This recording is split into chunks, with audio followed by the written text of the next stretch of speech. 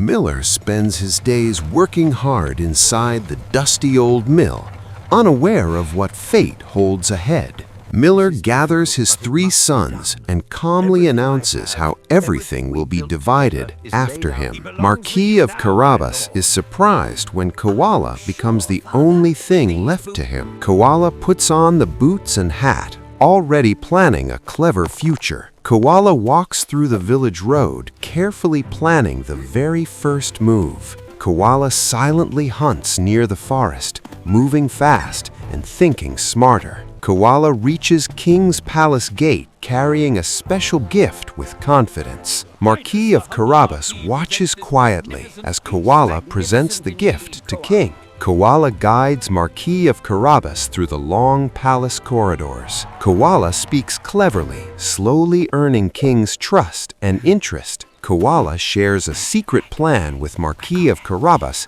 inside the royal garden. Koala signals Marquis of Carabas to step into the flowing stream. Marquis of Carabas follows the plan, standing nervously in the water. King's carriage arrives and notices the unusual scene by the stream. Koala confidently introduces Marquis of Carabas as a noble and important man. King orders fine clothes, transforming Marquis of Carabas completely. Koala quietly travels toward the dark and dangerous castle ahead. Koala bravely meets Ogre at the towering castle entrance. Koala challenges Ogre to prove magical powers. Ogre becomes a mouse, and Koala quickly ends the threat. Koala stands victorious, knowing the greatest danger is gone forever. Koala leads Marquis of Carabas into the now empty castle. Koala explains how all these lands now belong to Marquis of Carabas. Koala raises banners to announce Marquis of Carabas as the new owner. Marquis of Carabas rides toward King's palace with growing confidence.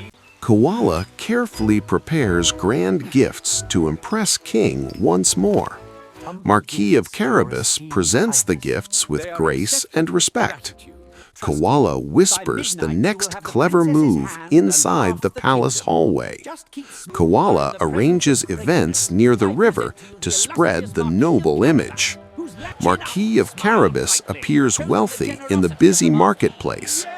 King observes Marquis of Carabas closely from the palace balcony.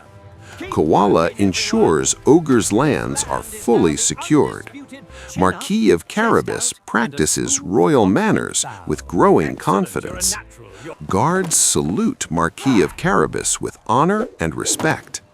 Koala plans the final steps inside the peaceful royal garden. Koala makes sure Ogre can never return again. Marquis of Carabas prepares for royal life in the grand ballroom.